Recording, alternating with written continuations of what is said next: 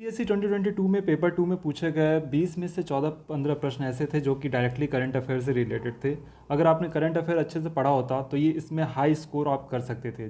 जैसे कि पहला प्रश्न ही आप ले लीजिए। इसमें क्या हुआ था, हाल में ही गवर्नमेंट ऑफ इंडिया ने क्या किया था कि चाइना बॉर्डर से रिलेटेड जितनी भी जगहें थी वो उसको 10 किलोमीटर तक एनवायरमेंट जोन से हटा दिया था, तो वो किसी तरीके का कंस्ट्रक्शन कर सकते थे।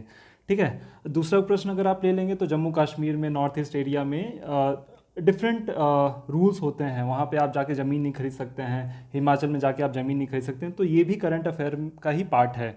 इसी तरीके से अगर आप देखेंगे तो डिसेंट्रलाइजेशन ऑफ पावर, अभी हाल फिलहाल में कई सारे इलेक्शंस हुए थे, तो इलेक्शन रिलेटेड तो क्वेश्चन एक बनता ही बनता था।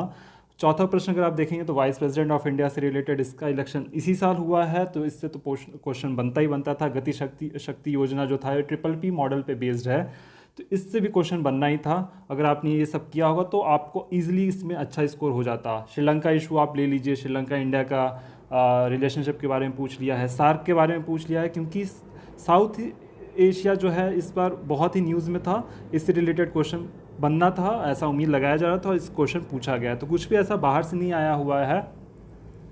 जैसे कि आप देख लीजिए, फिर 14वां प्रश्न देख लीजिए, critically examine the procedure of president of India and France. तो ये प्रश्न पहले भी पूछा जा चुका है, इसी को घुमा फिरा के फिर से पूछा गया है।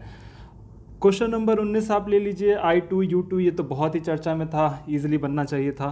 क्लीन एनर्जी के बारे में चल ही रहा था, ये भी इसके ऊपर भी पेरिस सम्मेलन भी हुआ था, तो ये उम्मीद से बाहर का क्वेश्चन नहीं है। ये सारे ही करीब करीब आप कोरिलेट करोगे तो करंट अफेयर का ही क्वेश्चन।